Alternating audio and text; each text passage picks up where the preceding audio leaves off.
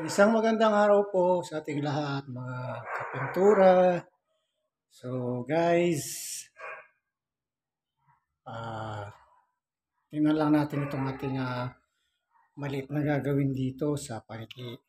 Bali, i-repaint natin. So dito na ako dumaan dito sa pinaka-back door nila. Yan.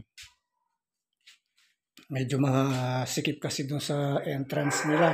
Kaya dito na lang tayo papasok sa kusina sa kanilang pinaka-back door. So, di po kayo, samahan nyo ako. Titingnan natin itong ating gagawin na maliit. Naka-extra tayo. So, yan. Pagbungad mo po dito sa back door, ito na po yung kanilang kitchen. So, ayan, nilinis muna tayo. Nilinis muna natin. Kinaskas yung mga dapat tanggalin na pinturang lumobo. Nilinis at nagpunas tayo ng mga pintuan. Ayan, kasi puro puti ito o off-white. So yan, kaya medyo may mga konting dumi. Ayan. So ito na po yung kanilang pinakasala. Maliit lang po ito. Siguro nasa 100 square meter lang po. Itong tinatatayuan na itong lote. Ayan. Meron siyang, bali yan po yung kanyang main door. Oh. Ayan.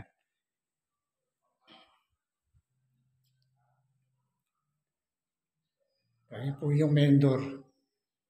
Tapos, ayan, ito po yung kanyang may dalawang kwarto. Na puti rin ng kulay. Ayan, babaguhin. Same color din tayo, para luminis lang. I-repaint natin yan. Kisame, yung kanyang mga kornisa, cabinet, baseboard, tsaka yung wall. Yan, pipinturahan natin yan. At ang kanyang mga pinto, puro white lang talaga.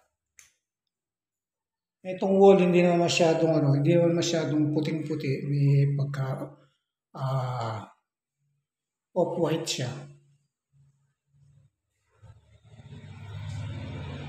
So, dito sa kabilang kwarto, ito rin, meron din ng kulay.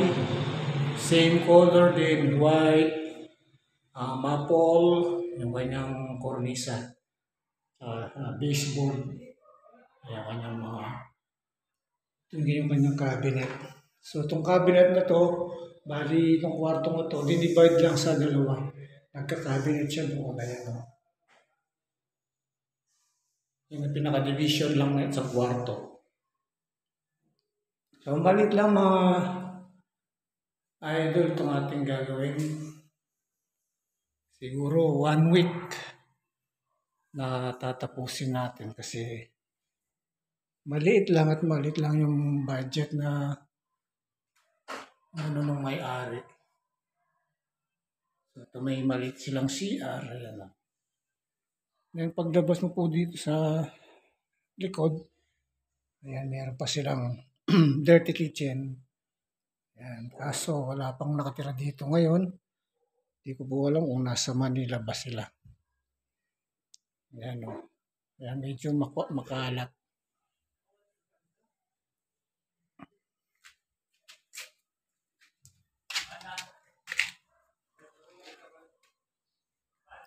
Ayan.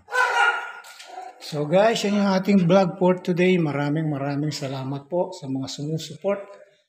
Ayan, thank you very much. Good morning. Have a safe Monday po sa ating lahat. Bye-bye.